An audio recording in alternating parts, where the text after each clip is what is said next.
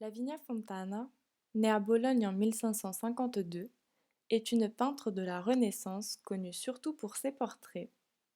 Elle tire son âme d'artiste de son père, Prospero Fontana, lui-même peintre possédant son propre atelier. Ce dernier a notamment réalisé le portrait d'un cardinal ou encore le portrait d'un homme âgé. Tout au long de sa vie, Fontana reçoit de nombreuses commandes de portraits de la part de femmes nobles et d'hommes importants et lettrés. Par exemple, étant donné qu'elle bénéficie de la protection de la famille de Grégoire XIII, elle effectue le portrait de plusieurs figures de la cour papale. Elle réalise en outre des autoportraits où elle se représente en tant que femme raffinée. Enfin, au-delà d'être une célèbre portraitiste, elle se prête à la représentation de sujets religieux et peint des tableaux de dévotion et des tableaux d'autel. Fontana voit son talent récompensé avec son élection à l'Académie romaine, une distinction rare pour une femme. En 1577, elle épouse Giampaolo Zappi. Lui aussi peintre, il l'assistera dans son travail, au point de délaisser sa carrière personnelle. La talentueuse artiste s'installe à Rome en 1603, ville dans laquelle elle finira par s'éteindre en 1614. Lavinia Fontana est donc connue pour certains de ses tableaux ou portraits qu'elle a pu faire au cours de sa vie. Par exemple, et énumérant bien sûr, le portrait de Grégoire XIII, fait en 1580, son autoportrait dans son atelier en 1519, le portrait de la jeune enfant, le portrait de Tonina Gonçalves en 1593, ou encore des tableaux plus dans l'ordre mythologique ou religieux. Prenons exemple de Judith avec la tête de l'Oferne, scène issue de l'Ancien Testament.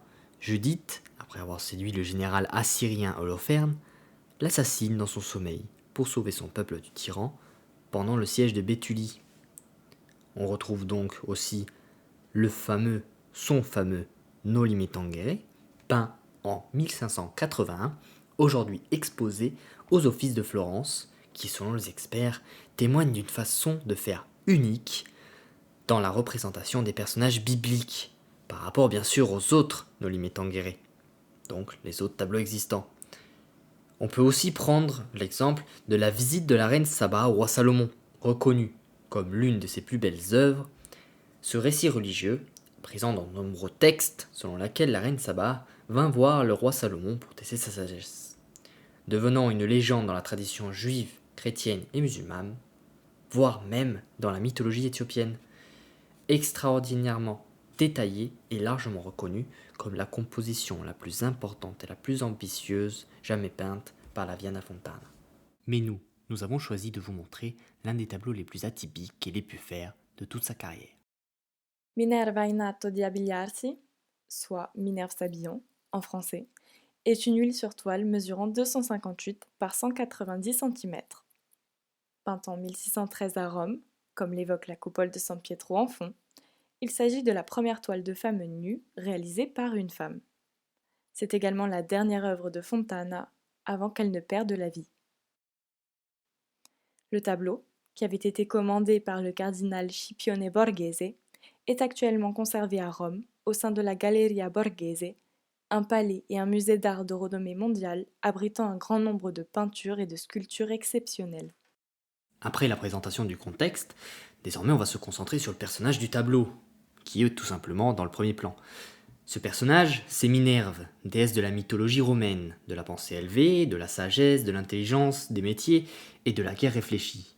Minerve est tirée de la mythologie grecque, appelée Athéna. Elle a sensiblement les mêmes attributs. Personnification de l'art, de la paix, mais aussi de la guerre, Athéna avait des attributs les plus variés.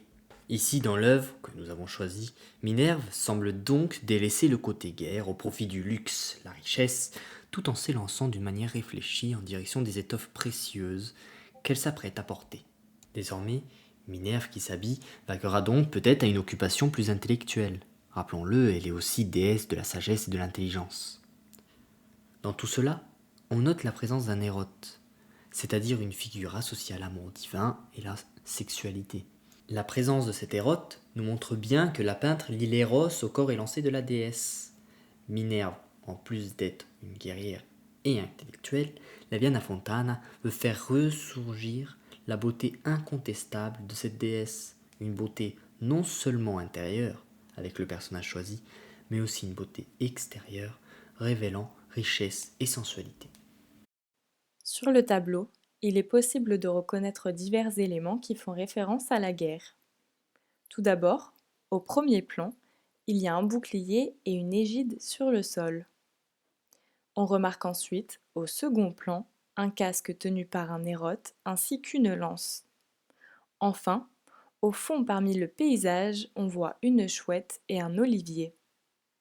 Tous ces éléments, aussi bien les armes que l'arbre et l'animal, sont les attributs de Minerve. Ils servent à montrer que cette dernière, en tant que déesse de la guerre, vient tout juste de rentrer d'une bataille et de poser les armes. Cela établit alors un vrai contraste avec le délicat vêtement féminin qu'elle est sur le point de revêtir. On ne peut que remarquer la richesse dans laquelle réside Minerve, les tissus, l'ameublement, l'extérieur, la vue, les armements, voire même les bijoux qu'elle porte. Premièrement, on a une première zone qui ressort, nous laissant penser qu'il pourrait y avoir bien plus derrière nous. Entrant dans son espace, là on voit Minerve prendre l'étoffe pour se l'endosser, en plaçant donc les stratégies militaires au profit de cet élément luxueux, raffiné, accompagné de ses perles sur ses cheveux. Puis, comment ne pas citer le fait qu'elle se trouve dans des appartements avec vue sur coupole de San Pietro, symbole de richesse. L'espace utilisé dans le tableau nous laisse supposer que Minerve, déesse, vit entourée d'une richesse incontestable, mais qui reste extrêmement modeste sur ce tableau. En face d'elle, on retrouve une grande toile qui est censée cacher l'espace où elle s'habille. Au lieu de cacher la déesse, cette toile nous cache un meuble, qui à eux deux forme une zone, qui bien sûr conclut l'exposition de la richesse, car le reste serait que de l'extrapolation. Les couleurs du tableau sont douces et chaudes, dans les tons orange, rouge et jaune. Un faisceau de lumière s'oppose aux nuances les plus sombres de la pièce, comme le mur noir, et vient caresser le corps longiligne de Minerve. Cela contribue à accentuer le charme et la sensualité de la déesse et confère ainsi à l'œuvre une véritable atmosphère de séduction. Pour conclure, nous pouvons dire que Lavinia Fontana est une artiste exceptionnelle de la Renaissance. Avec plus de 130 œuvres à son actif, elle ne cesse de faire preuve d'un grand sens du détail ainsi que de diversité dans les sujets qu'elle représente. Déjà à l'époque, le talent de Fontana lui a valu une certaine reconnaissance, mais aujourd'hui encore, elle demeure une véritable source d'inspiration.